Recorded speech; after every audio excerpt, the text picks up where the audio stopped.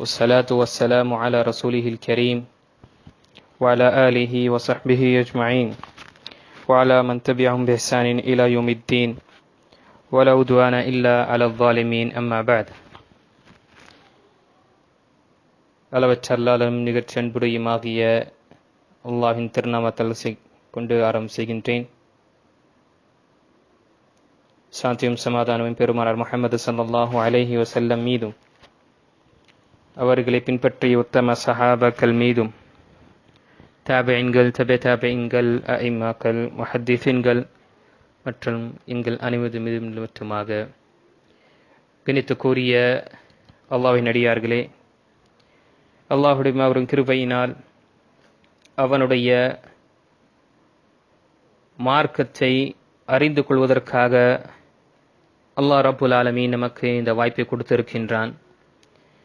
மற்றும் இந்த ரமலானுடைய மாதத்தில் நோன்பு நோற்று வண்ணமாக அல்லாஹ்விடம் அதற்குரிய அஜரையும் கூலியையும் தேடும் வண்ணமாக நாம் அவனையே சார்ந்திருக்கின்றோம்.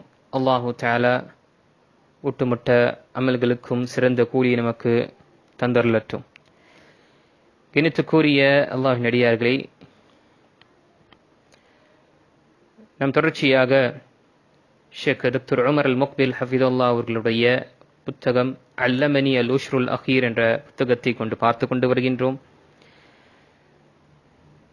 திருக்குர்ஆனுடைய கடைசி 3 ஜுஸ்கள் எனக்கு கற்றுக் கொடுத்தவை என்ற புத்தகத்தின் தலைப்பில் கொண்டு பார்த்து கொண்டு வருகின்றோம். இதுவரை நாம் சூரத்து தலாக் வரை நாம் பார்த்தோம். அதற்கு பிறகு நமக்கு இடையே இருக்கக்கூடிய சூரத்து தஹ்ரீம், இது 66வது சூறாவாக இருக்கின்றது. இதுவும் மதனி சூறாவாக இருக்கின்றது. இதில் 12 ஆயத்துக்கள் கொண்டுள்ளது. இந்த சூறாவை பற்றி நாம் அனைவரும் அறிந்திருப்போம். அத்தஹ்ரீம் என்பது தடை செய்தல். நபிகள் நாயகம் ஸல்லல்லாஹு அலைஹி வஸல்லம் அல்லாஹ் அனுமதித்த விஷயத்தை ஒன்றை தனக்காக மற்றும் தன்னுடைய குறிப்பாக மனைவியர்களுக்காக அவர் தடை செய்து கொண்டார். அல்லாஹு தஆலா உடனடியாக நபி ஸல்லல்லாஹு அலைஹி வஸல்லமுக்கு அங்கு கண்டித்த வண்ணமாகவோ அல்லது அவர்களை இந்த விஷயத்திலிருந்து உணர்வதற்காக அல்லாஹு தஆலா இந்த சூறாவை இறக்கியிருக்கின்றான். இந்த சூறாவில் நாம் பெறக்கூடிய படிப்பினை, முதல் விஷயம், நாம் நம்முடைய உறவினர்களில் யாராவது தவறு செய்யக்கூடிய விஷயத்தை நாம் பார்க்கும் பொழுது மிகவும் உற்ற நேசர்களாக இருக்கின்றார்கள், உறவினர்களாக இருக்கின்றார்கள். அவர்கள் செய்யக்கூடிய தவறை நாம் பார்க்கும் பொழுது, அதை சுட்டி காண்பிக்கும் பொழுது மற்றும் அதை அவர்களுக்கு எடுத்து வைக்கும் பொழுது நல்ல முறையாக நாம் எடுத்து வைக்க வேண்டும். அவர்களுடைய எல்லா தவறுகளையும் ஒரே நேரத்தில் அங்கு அவர்கள் முன்னால் வைப்பது என்பது கூடாது. மற்றும் அவர்களுடைய என்னென்ன தவறு செய்து கொண்டிருக்கின்றார்கள் என்று அலசி ஆய்வதும் மற்றும் அதில் இருக்கக்கூடிய அனைத்து அவரை பற்றியே குறிப்பாக சிந்திக்கக்கூடிய விஷயத்திலிருந்து நாம விலகி இருக்க வேண்டும். மாறாக அவருக்கு நாம் உபதேசம் செய்யும் பொழுது என்ன அந்த நேரத்தில் நாம் உபதேசம் செய்ய வேண்டுமோ அந்த விஷயத்தை மட்டும் அவருக்கு தெரியப்படுத்த வேண்டும். ஏனென்றால் இதுதான் நபி ஸல்லல்லாஹு அலைஹி வஸல்லமுக்கு இங்கு சுப்ஹானல்லாஹ் சூரத்து தஹ்ரீமுடைய 3வது ஆயத்தில் பார்க்கும் பொழுது அர்ரஃப பஅதஹு வ அஅரத அன் பஅத், அல்லாஹு தஆலா சில விஷயத்தை அல்லாஹு தஆலா நினைவுபடுத்தினான், அதை காண்பித்தான். வ அஅரத அன் பஅத், சில விஷயத்தை அல்லாஹு தஆலா அதை விட்டுவிட்டான், அதை பொருட்படுத்தவில்லை. ஆக நாம் நசீஹா செய்யும் பொழுது, நம்முடைய உறவினருக்கு நாம் நசீஹா செய்யும் பொழுது அவர்களுக்கு எந்த ஒரு விஷயம் முக்கியத்துவமாக இருக்குமோ அதை முன்னால் வைத்து அவர்களுக்கு நாம உபதேசம் செய்வதும் நசீஹா செய்வதும் செய்ய வேண்டும். அவர்களுடைய தவறை நாம துருவி அதை தேடி நாம சொல்வது என்பது இது ஒரு நசீஹா மற்றும் நலனை நாடக்கூடிய ஒரு அடையாளமாக இருக்காது. இரண்டாவது, சூரத்து தஹ்ரீமுடைய 5வது ஆயா அஸா ரப்புஹு இன் தல்லககுன்ன அன் யுப்திலஹு அஸ்வாஜன் கைரம் மின்குன்ன. இந்த சம்பவம் ஏற்படும் பொழுது நீங்கள் உங்களுடைய மனைவிகளை நீங்கள் விவாகரத்து செய்ய விரும்பினால் உங்களுக்கு அவர்களை விட சிறந்த பெண்களை நான் அல்லாஹு தஆலா கொடுப்பேன் என்று அவர்களுக்கு சொல்லப்படுகின்றது. அவருடைய ரப்பு அல்லாஹு தஆலா அவர்களுக்கு சிறந்த மனைவியை கொடுப்பார் என்று ஆனால் மாற்றப்படல, அவர்களுக்கு தலாக் கொடுக்கப்படல. அப்போ இந்த ஆயத்திலிருந்து நாம் புரிவது, இந்த உலகத்தில் பெண்களில் சிறந்தவர்கள் என்பது நபிகள் நாயகம் ஸல்லல்லாஹு அலைஹி வஸல்லமுடைய மனைவிமார்கள்தான். ஏனென்றால் அல்லாஹு தஆலா அவர்களை விட சிறந்தவர்களை திருமணம் முடித்து கொடுக்கவில்லை. அப்போ அவர்கள்தான் சிறந்தவர்களாக இருக்கின்ற நாம் இதை எண்ணிக்கொள்ள வேண்டும். அவர்களை பற்றி நம்முடைய மனசில் மிகவும் சுத்தமான ஒரு மனசுடன் அவர்களுடைய வாழ்க்கையை பற்றி நாம் படித்து அவர்களை முன்மாதிரியாக நாம் ஆக்கிக் கொள்ள வேண்டும். அதே போல மூன்றாவது படிப்பினை இந்த சூரா நமக்கு கற்றுக் கொடுப்பது ஆறாவது ஆயத்தில் யா அய்யுஹல்லதீன ஆமனூ கூ அன்ஃபுஸகும் வ அஹ்லீக்கும் நாரா. ஈமான் கொண்டோர்களே, உங்களையும் உங்களுடைய வீட்டார்களையும் நரக நெருப்பிலிருந்து நீங்கள் பாதுகாத்துக் கொள்ளுங்கள் என்று அல்லாஹ் ரப்புல் ஆலமீன் கூறுகின்றார். அப்போ ஒவ்வொருவரும் எப்படி தாய் தந்தை தன்னுடைய குடும்பத்தை சீர்படுத்துவதற்காக முயற்சி செய்கின்றார்களோ, மும்முரமாக இருக்கின்றார்களோ, தர்பியா செய்ய வேண்டும் என்று, அதே போல குழந்தைகள் தன்னுடைய பெற்றோர்களுக்கு உதவியாளர்களாக இருக்க வேண்டும் இந்த மகத்தான நோக்கத்தை அடைவதற்காக. அந்த மகத்தான நோக்கம்? நரக நெருப்பிலிருந்து நம்மை பாதுகாத்துக் கொள்ள வேண்டும். அப்போ நாம் பெற்றோர்களாக இருக்கும் பொழுது நம்முடைய குழந்தைகளையும் நம்முடைய குடும்பத்தையும் நரக நெருப்பிலிருந்து நாம் பாதுகாத்துக் கொள்வதற்காக நாம முயற்சி செய்ய வேண்டும்.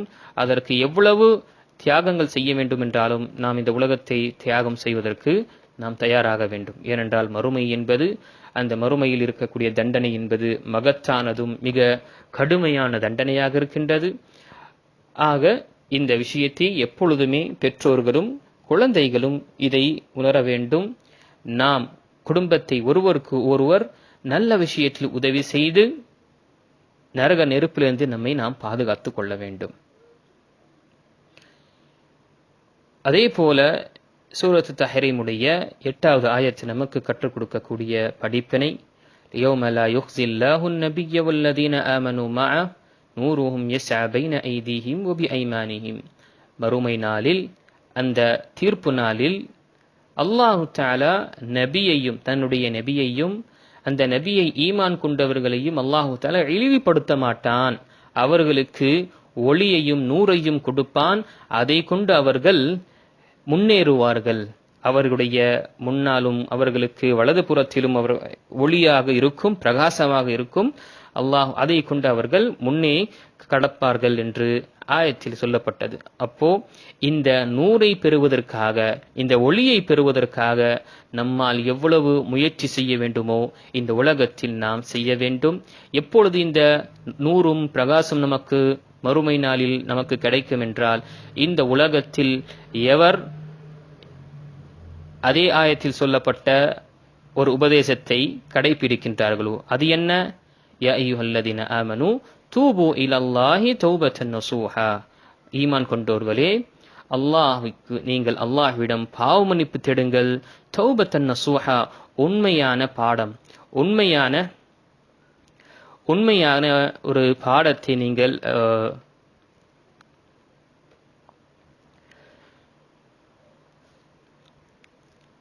அல்லாஹ்விடம் உண்மையாக நீங்கள் தௌபா செய்யுங்கள், மனசால நீங்கள் தௌபா செய்யுங்கள் என்று இந்த நசீஹாவை நாம கடைபிடித்தோம் என்றால், பாவம் செய்யும் பொழுது அல்லாஹ்விடம் பாவம் மன்னிப்பு தேடினோம் என்றால் உடனடியாக அல்லாஹு தஆலா அப்படிப்பட்டவர்களுக்கு அந்த பிரகாசிக்கக்கூடிய ஒளியையும் அந்த வெளிச்சத்தையும் அல்லாஹு தஆலா கொடுப்பான்.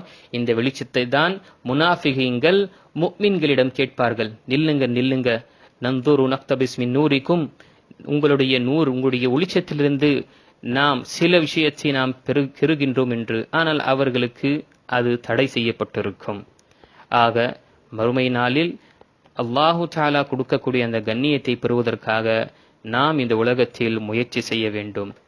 5வது விஷயம் அன்புக்குரியவர்களே, நமக்கு மறுமை நாளில் நாம் வெற்றி பெறுவது என்பது நம்முடைய குடும்பத்தினர்களாலவோ நம்முடைய பரம்பரையாலவோ அல்லது நம்முடைய இரத்த பந்தத்திலாலவோ கிடையாது. மாறாக சுப்ஹானல்லாஹ், அந்த நாளில் நம்முடைய அமல்கள் தான் நமக்கு ஒரு பலன் தரக்கூடியதாக இருக்கும். சற்று சிந்தித்து பாருங்கள்.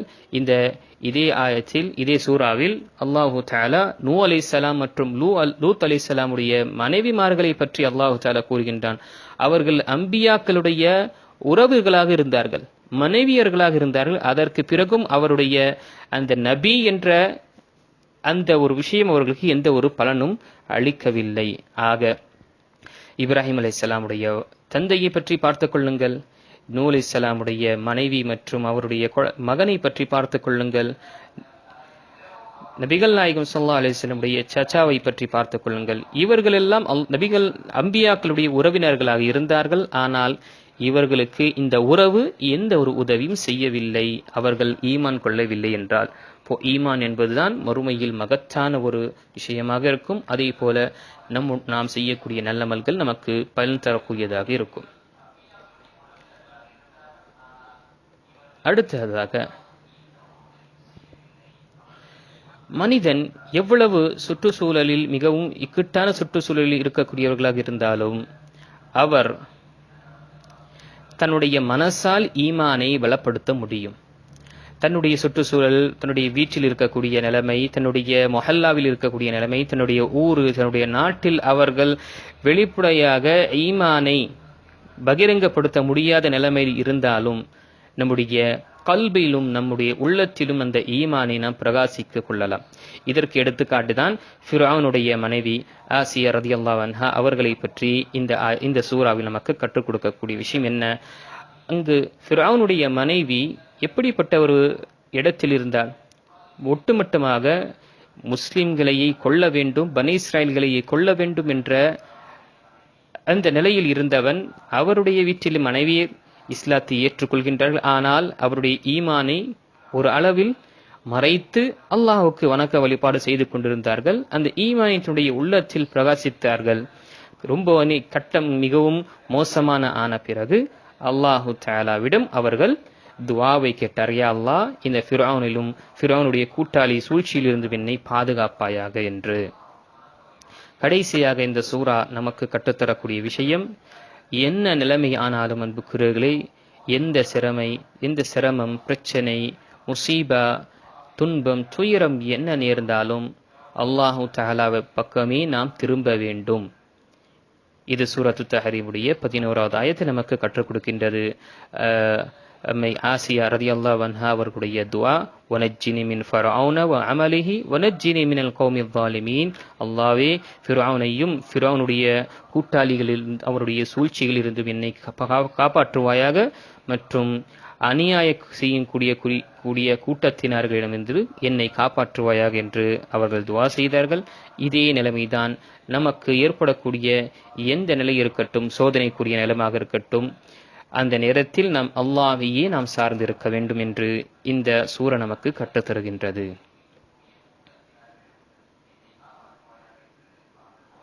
அடுத்தது சூரத்துல் முல்க். சூரத்துல் முல்க் நமக்கு கற்றுக் கொடுத்தவை என்ன? சூரத்துல் முல்க் அன்புக்குரியவர்களே, இது மக்கி சூறாவாக இருக்கின்றது. மக்கி சூரா என்றால் மக்காவில் இறக்கப்பட்டது அல்லது ஹிஜ்ரத்துக்கு முன்னால் இறக்கப்பட்ட சூறாவுக்கு சொல்லப்படும். இதில் கிட்டத்தட்ட 52 ஆயத்துகள் இருக்கின்றன. இது 67வது சூறாவாக இருக்கின்றது. இந்த சூறாவுடைய சிறப்புகளை பற்றி நாம் ஆங்காங்கே அறிந்திருப்போம். குறிப்பாக சூரத்துல் முல்க் அதை ஓடக்கூடியவர்களுக்கு மறுமை நாளில் சிபாரிசு செய்யக்கூடியதாக ஹதீஸ் இருக்கின்றது. அப்தாவுத் மற்றும் திர்மிதி மற்றும் இப்னு மாஜாவில் வரக்கூடிய ஹதீஸ். ஷேக் அல்பானி ரஹிமஹுல்லாஹ் இதை சஹீஹ் என்று கூறியிருக்கின்றார்கள். இதை தவிர மற்ற ஹதீஸ்கள் வருகின்றது. உலமாக்கள் இதனுடைய அந்தஸ்தில் கருத்து வேறுபாடுகள் இருக்கு, இது சஹீஹானதா இல்லையா என்று. எடுத்துக்காட்டு, ஒவ்வொரு இரவிலும் இதை ஓதக்கூடியவர்களுக்கு அவருடைய வீட்டில் பஞ்சமோ பசி பட்னி என்ற நிலைமை ஏற்படாது என்ற ஹதீஸுகள் வருகின்றது. இந்த ஹதீஸு தஈஃபான ஹதீஸாக இருக்கின்றது, பலவீனமாக ஹதீஸாக இருக்கின்றது. ஆக ஷேக் ஃபௌசான் ஹஃபீதுல்லாஹ் இடம் கேட்கப்படும் பொழுது ஒவ்வொரு இரவிலும் ஓத வேண்டும் என்றால் அவர் கூறக்கூடிய உபதேசம் ஒவ்வொரு இரவிலும் ஓதுவது என்று மனிதன் அதையே ஒரு பழக்கமாக ஆக்கிக் கொள்ள வேண்டாம்.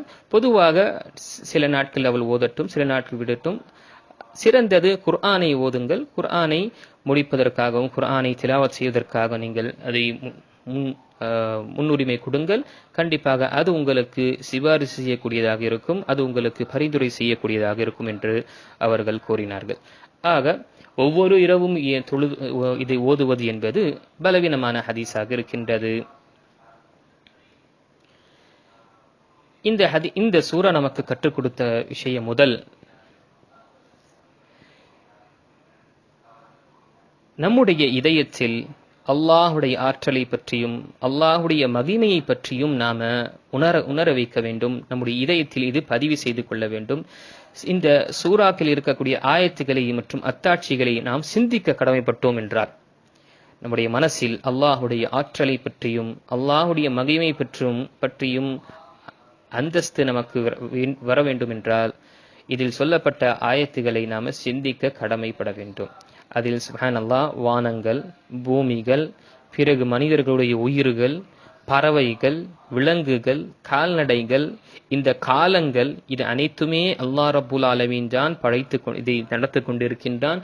இவர்களுடைய ஒவ்வொரு அசைவும் அல்லாஹு தஆலாவுல் கொண்டுதான் நடக்கின்றது. அவன் நாட்டம் இல்லாமல் அவனுடைய விருப்பம் இல்லாமல் எதுவுமே நடக்காது என்ற விஷயத்தை நாம் உணர வேண்டும். ஆக மனிதன் என்பவன் அவன் அல்லாஹு தஆலா கண்காணித்துக் கொண்டிருக்கின்றான். அவனுடைய ஒவ்வொரு செயலும் அல்லாஹ் நாடினால்தான் நடக்கும் என்ற விஷயத்தை நம்முடைய மனத்தில் நாம் பதிய வைக்க வேண்டும்.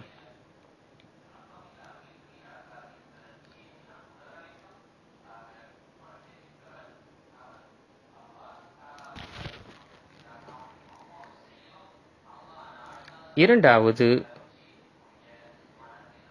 நமக்கு கற்றுத்தரக்கூடிய படிப்பினை, மனிதன் செய்யக்கூடிய அமல்கள் அது எத்துணையாக இருந்தாலும் அதில் இஹ்லாஸும் நபிகள் நாயகம் ஸல்லல்லாஹு அலைஹி வஸல்லம் காட்டி தந்த வழி பிரகாரம் இல்லை என்றால் அது எந்த ஒரு பிரயோஜனம் கிடையாது. அப்போ மார்க்கத்தில் நிறைய அமல்கள் செய்ய வேண்டும் என்று சொல்லப்படவில்லை.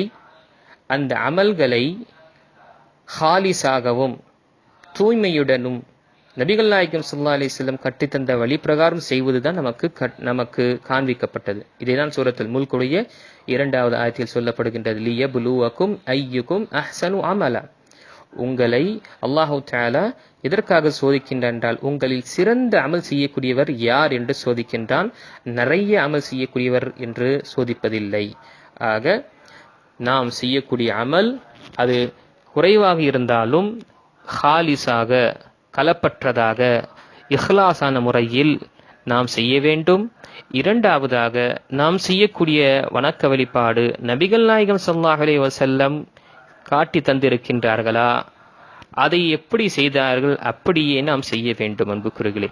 அதனால் இந்த ஆயத்தில் நமக்கு கற்றுத்தரக்கூடிய படிப்பினை,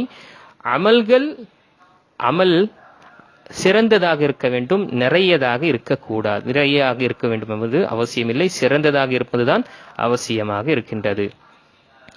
மூன்றாவது உபதேசம் சூரத்துல் முல்குடைய 4வது ஆயத்தில் சும்மர்ஜில் பஸர கர்ரத்தைன். இந்த படைப்பினம் வானம் மற்றும் வானத்தில் இருக்கக்கூடிய எல்லா இந்த பிரபஞ்சத்தை பார்த்து நீ அதை பார்த்து படிப்பினை பெறுவாயாக என்று நமக்கு கற்றுத்தருகின்றது. ஆக இந்த வானங்களை பார்த்து சிந்திப்பதும் இதில் இருக்கக்கூடிய நட்சத்திரங்கள், சூரியன் மற்றும் சந்திரன்கள் பற்றி, மற்ற கோள்களை பற்றி சிந்திப்பது என்பது இதுவும் அல்லாஹ் மீது ஈமானை நமக்கு பலப்படுத்தக்கூடியதாக இருக்கின்றது. நாம் பொதுவாக இரவில் நம்முடைய வீட்டிற்கு மேல் கூரையில் சென்று பார்க்கும் பொழுது வானத்தை அங்கு நாம் சிந்திக்க வேண்டும். அதே போல நாம் வெளியே பயணத்திற்கு செல்லும் பொழுது, ட்ரெயினிலோ பஸ்ஸிலோ செல்லும் பொழுது நாம் வானத்தை, இந்த விசாலமான பரவி இருக்கக்கூடிய வானத்தை பார்த்து எப்படிப்பட்ட ரப்புல் ஆலமீன் இதை படைத்திருப்பான், எந்த ஒரு தூணும் இல்லாமல், எந்த ஒரு பில்லர்ஸும் இல்லாமல் அல்லாஹ் படைத்திருக்கின்றான் என்று அதை சிந்தித்து நாம் நினைத்தோம் என்றால் அல்லாஹுடைய ஆற்றலும் அவனுடைய மகிமையும் நாம் உணர முடியும். ஆக இதுவும் ஒரு சுன்னாவாக இருக்கின்றது, படைப்பினங்களை பார்த்து படிப்பினை பெறுவது என்பது.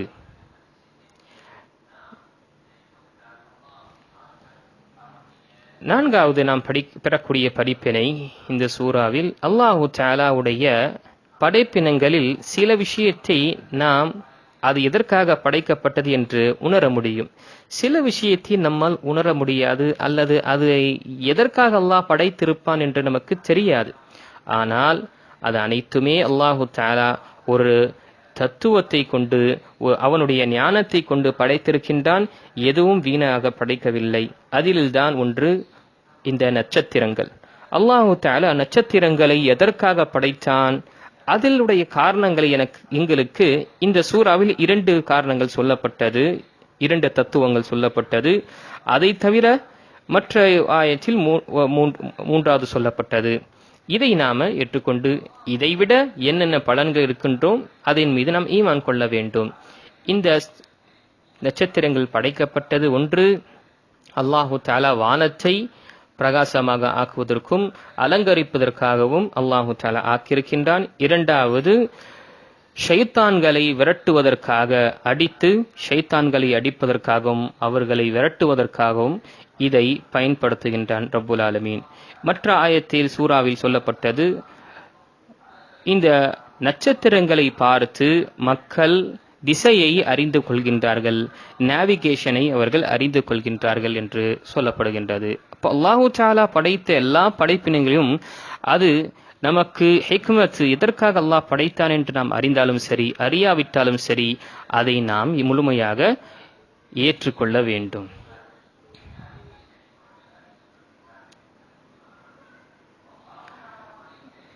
அதே போல நாம் இந்த சூறாவில் பெறக்கூடிய படிப்பினையில் ஒன்று, அல்லாஹு தஆலா நமக்கு சிந்திக்கக்கூடிய அறிவும் சிந்திக்கக்கூடிய தன்மையும் அல்லாஹு தஆலா இந்த ஞானத்தையும் கொடுத்திருக்கின்றான் என்றால், அது சரியான முறையில் அதை பயன்படுத்தினோம் என்றால் அந்த சிந்திக்கக்கூடிய அறிவும் சிந்திக்கக்கூடிய ஞானமும் இது மனிதனை நரக நெருப்பிலிருந்து பாதுகாத்து கொள்ளும். இல்லை என்றால் இதுவே இந்த அக்ல், இந்த அறிவும் சிந்திக்கக்கூடிய இந்த தன்மையை, பகுத்தறிவையை, இது இரண்டுமே சரியான முறையில் பயன்படுத்தவில்லை என்றால், அல்லாஹுடைய அத்தாட்சிகளை சிந்தித்து அதிலிருந்து படிப்பினை பெறவில்லை என்றால், இதுவே அவர்களுக்கு நரகத்திற்கு கொண்டு செல்லக்கூடிய, நரகவாசியாக ஆக்கக்கூடிய ஒரு காரணமாக ஆகிவிடும். அதுதான் சூரத்துல் முல்குடைய 10வது ஆயத்தில் சொல்லப்படுகின்றது. வகாலு லவ் குன்னா நஸ்மஉ வ நஅகிலு மா குன்னா ஃபீ அஸ்ஹாபிஸ் ஸஈர்.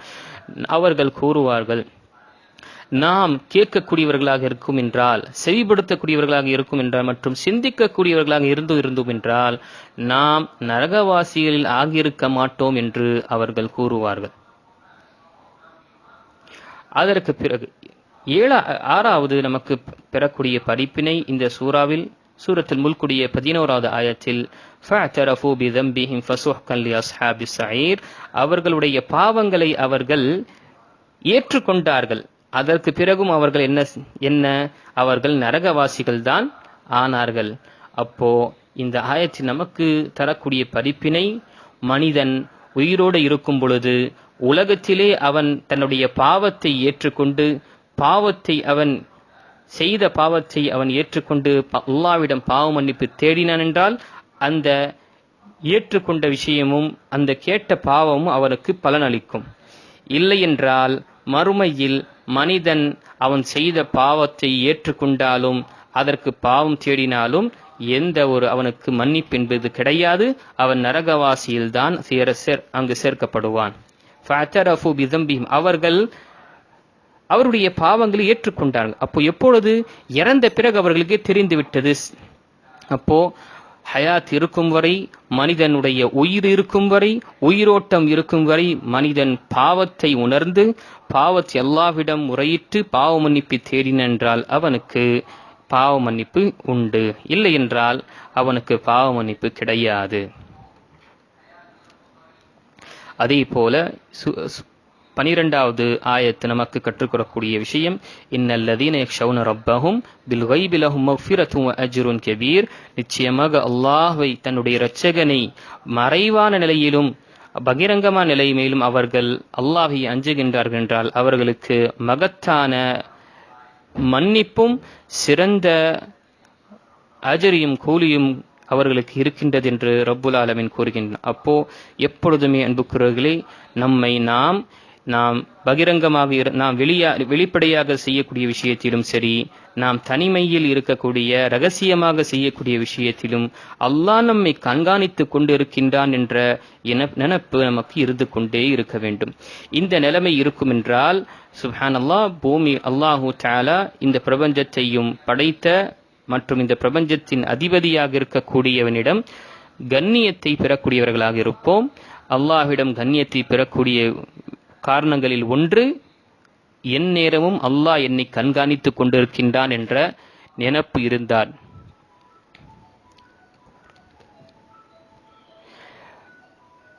சூரத்துல் முல்குடைய 14வது ஆயத்து நமக்கு கற்றுக் கொடுக்கக்கூடியது, அலா யஅலமு மன் ஹலக வ ஹுவல் லதீஃபுல் கபீர்.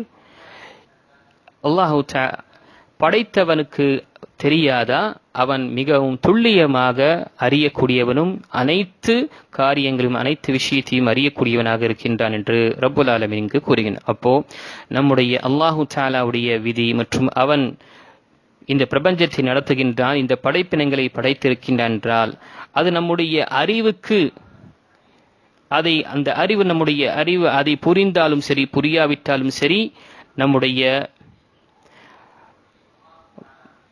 நப்ஸ் மற்றும் நம்முடைய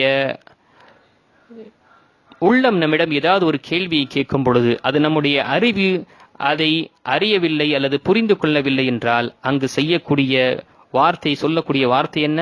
அலா யஅலமு மன் ஹலக வ ஹுவல் லதீஃபுல் கபீர். நான் அறியாவிட்டாலும் படைத்தவன் அறியக்கூடியவனாக இருக்கின்றான், அவன் மிகவும் துல்லியமாக அறியக்கூடியவனும் அதை அனைத்து விஷயத்தையும் செய்தியை வைக்கக்கூடியவனாக இருக்கின்றான் என்று நாம் நம்முடைய நப்சுக்கு நாம் தர்பியத்து கொடுக்க வேண்டும். அதே போல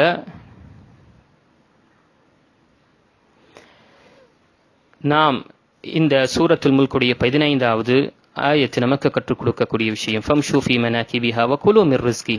அல்லாஹு தஆலா இந்த உலகத்தில் இந்த பூமி அல்லாஹு தஆலா மிகவும் வசப்படுத்தி நமக்கு இதில் ரிஸ்கை கொடுத்திருக்கின்றான். இந்த ரிஸ்கை நாம் பெற்றுக்கொண்டு அல்லாஹ்வுக்கு நாம் நன்றி செலுத்தக்கூடியவர்களாக இருக்க வேண்டும். சோர்வு தன்மையோ சோம்பேறித்தன்மையில் இருந்து நாம விலகி இருக்க வேண்டும். அல்லாஹு தஆலா இந்த பிரபஞ்சத்தை படைத்து இந்த பிரபஞ்சத்தில் தேவையுள்ள அனைத்துக்கும் ரிஸ்கை கொடுக்கின்றான் என்றால் அதை அல்லாஹ்வுக்கு நன்றி செலுத்தக்கூடியவர்களாக இருக்க வேண்டும்.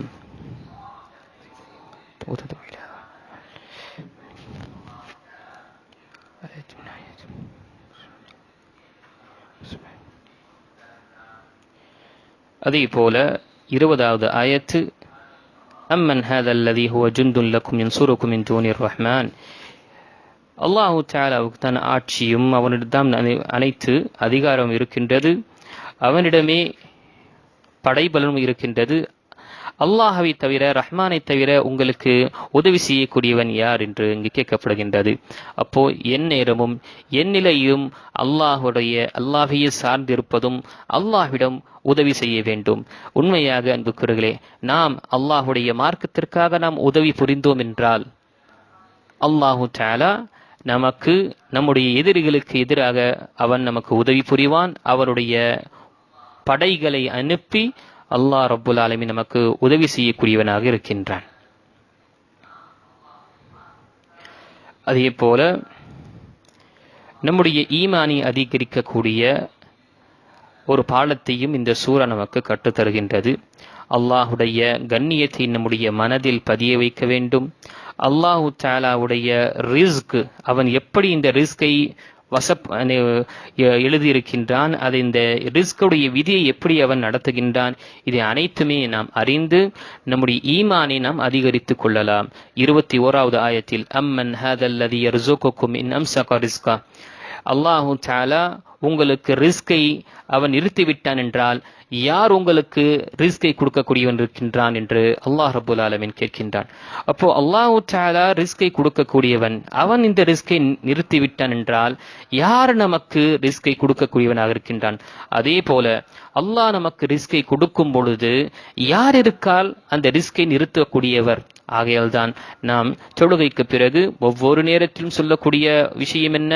அல்லாஹும்ம லா மானிய லிமா ஆதைத் வலா முஅத்திய லிமா மனஅத் வலா யன்ஃபஉ தல் ஜத்தி மின்கல் ஜத் என்று கூறுகின்றோம். நீ கொடுக்கக்கூடியவனை யாரும் நிறுத்த முடியாது, நீ யாருக்கு நிறுத்திவிட்டாயோ அவர்களுக்கு யாரும் கொடுக்க முடியாது. யாருடைய முயற்சியும் யாருடைய செல்வமும் யாருக்கும் உதவியாக இருக்காது என்று நாம கூறுகின்றோம். ஆக அல்லாஹு தஆலா ரிஸ்கை கொடுக்கின்றான். இந்த ரிஸ்கை பற்றி நாம் அறிந்து மற்றும் அல்லாஹு தஆலா இந்த பிரபஞ்சத்தை நடத்தி கொண்டிருக்கின்றான் என்ற விஷயத்தை நம்முடைய உள்ளத்தில் நாம் வைத்தோம் என்றால், உள்ளத்தில் சிந்திப்போம் என்றால், அல்லாஹுடைய கண்ணியமும் அவனுடைய மகிமையும் அவனுடைய ஆற்றலை பற்றி நாம் உணர்வோம். அதனால் நம்முடைய ஈமான் அதிகரிக்கும். ஆக எப்பொழுதுமே அல்லாஹ்வை தான் நாம் சார்ந்திருக்க வேண்டும். குறிப்பாக இப்பொழுது இருக்கக்கூடிய இந்த லாக்டவுனில் நாம் பார்க்கின்றோம், மக்கள் சுப்ஹானல்லாஹ் பசியில் மிகவும் தவித்து கொண்டிருக்கின்றார்கள். மக்கள் இந்த பசியால் மரணம் அடைகின்றார்கள் கொரோனாவை விட. அப்படி இருக்கும் பொழுது சில வீட்டில் நாம் பார்ப்போம், அல்ஹம்துலில்லாஹ் எல்லா வீட்டில் நாம் பார்க்கும் பொழுது அல்லாஹு தஆலா நமக்கு இந்த ரிஸ்கை கொடுத்திருக்கின்றான். சில வீடுகளில் பார்க்கும் பொழுது சுப்ஹானல்லாஹ் அவர் சம்பாதிக்கக்கூடிய அவர்களால் அவருடைய குடும்பத்தை நடத்த முடியாது. ஆனால் அல்லாஹு தஆலா அவருடைய அடியார்களை கொண்டு உதவி செய்ய வைக்கின்றான். அந்த உதவி அவர்கள் பெற்றவுடனே சுப்ஹானல்லாஹ் அவர்களுக்கு 6 மாதம் அல்லது 4 மாதம் ராஷன்களையும் அவர்களுக்கு தேவையான பொருட்கள் கிடைத்து விடுகின்றது. அப்போ அல்லாஹு தஆலா ரிஸ்கை யாருக்கு விரும்புகின்றானோ அவனுக்கு கொடுக்கக்கூடியவனாக இருக்கின்றான். நான் அவருடைய ரிஸ்கை பெற்றுக்கொண்டு அவருக்கு நன்றி செலுத்தக்கூடியவர்களாக இருக்கும் என்றால் அல்லாஹு தஆலா நம்முடைய ரிஸ்கில் அபிவிருத்தியை ஏற்படுத்துவான். அன்புக்குரியவர்களே, ரிஸ்கில் அபிவிருத்தி என்பது அதிகமான பொருட்கள் கிடைக்க வேண்டும் என்பது கிடையாது. மாறாக இருக்கக்கூடிய விஷயமே சுப்ஹானல்லாஹ் அது பல நாட்கள் பயன்படுத்தக்கூடியதாக இருக்கும். மற்றும் குறைவாக இருக்கக்கூடிய ரிஸ்கில் பர்க்கத்து ஏற்பட்டு விட்டதென்றால் சுப்ஹானல்லாஹ் அதில் உடைய சிறப்பே தனியாக இருக்கும். அதற்கு பிறகு இந்த சூராவில் கடைசியாக சொல்லப்படக்கூடிய விஷயம், அல்லாஹு தஆலா 23வது ஆயத்தில் நமக்கு செவியை, காதையும், பார்வையும், கல்வையும், இதயத்தையும் கொடுத்திருக்கின்றான். இது அனைத்துமே அல்லாஹ்வுடைய நிஅமத்து. இந்த நிஅமத்திற்கு நாம நன்றி செலுத்துகின்றோமா என்று நமக்கு ஒரு கற்றுக் கொடுக்கின்றது இந்த ஆயத். ஹுவல்லதி அன்ஷஅகும் வஜஅல லகுமுஸ் ஸம்அ வல் பஸார வல் அஃபித கலீலம் மா தஷ்குரூன். நபியே நீங்கள் கூறுங்கள், அவனேதான் உங்களை படைத்தான் மற்றும் உங்களுக்கு கேட்கக்கூடிய செவிப்புலனை கொடுத்தான், பார்க்கக்கூடிய பார்வை கொடுத்தான், அல்லாஹ் இதயத்தையும் கொடுத்தான். ஆனால் உங்களில் சொற்பமானவர்கள்தான் நன்றி செலுத்தக்கூடியவர்களாக இருக்கின்றார்கள். அப்போ அன்புக்குரியவர்களே, இந்த காது, கண்கள், இதயங்களை கொண்டு அந்த அல்லாஹ்வுடைய நிஅமத்தை கொண்டு நாம அல்லாஹ்வுக்கு நன்றி செலுத்த வேண்டும். அல்லாஹ்வுக்கு நன்றி செலுத்துவது என்பது அல்லாஹ்வை புகழ்ந்து மற்றும் அதுவும் மிகவும் முக்கியமாக கொடுக்கப்பட்ட நிஅமத்தை சரியான முறையில் எங்கு அதை பயன்படுத்த வேண்டும் என்று நமக்கு வலியுறுத்தப்பட்டதோ அங்கு நாம பயன்படுத்த வேண்டும். அப்போ இந்த 3 புலன்களையும் வைத்து, இந்த 3 விஷயங்களை வைத்து, கண்கள், காது, பார்வை மற்றும் இதயங்களை வைத்து அல்லாஹ்வுடைய கலாமிலும் குர்ஆனிலும் நாம் எவ்வளவு அளவு சிந்திக்கின்றோம் என்ற விஷயங்களை நாம் நினைவு கொள்ள வேண்டும். கடைசியாக இந்த சூரா நமக்கு கற்றுக் கொடுக்கக்கூடிய விஷயம், அல்லாஹு தஆலா தண்ணீரை பற்றி, தண்ணீருடைய நிஅமத்துகளை பற்றி நமக்கு உணர்த்துகின்றான். அது சில நேரத்தில் நாம் உணராமல் இருப்போம். எப்பொழுது நாம் உணர்வோம்? கோடை காலம் வரும் பொழுது, தண்ணீர் பஞ்சம் ஏற்படும் பொழுது அந்த தண்ணீருடைய மகத்துவம் நமக்கு தெரியும். நம்முடைய பூமிக்கு அடியில் இருந்தாலும் அதை நம்மால் எடுக்க முடியாது. நம்முடைய மோட்டராக இருக்கட்டும், நம்முடைய எவ்வளவு பம்ப் செட்டாக இருக்கட்டும், அதற்கு பிறகு நம்மால் அந்த தண்ணீரை வெளியே கொண்டு வர முடியாத நிலைமை இருக்கும் பொழுது மனிதன் தன்னுடைய ஆற்றலை அவன் இழந்து விடுகின்றான். அவன் அல்லாஹு பக்கமே தன்னுடைய கையை உயர்த்தக்கூடியவனாக இருக்கின்றான். ஆக அல்லாஹு தாலா ஒரு சொட்டு தண்ணீரை அவன் நிப்பாட்டி விட்டான் என்றால், ஒரு சொட்டு தண்ணீரை கொடுக்கவில்லை என்றால், யாரு அல்லாஹு தாலாவை தவிர வேறு யார் கொடுக்கக்கூடியவர்கள் என்று அல்லாஹு தாலா நமக்கு இங்கு கேள்வி எழுப்புகின்றான். ஆக இந்த நிஅமத்து, தண்ணீருடைய நிஅமத்தை பெற்றுக்கொண்டு நாம் அல்லாஹுக்கு நன்றி செலுத்தக்கூடியவர்களாக அல்லாஹ் நம்மை ஆக்கியருள்வானாக.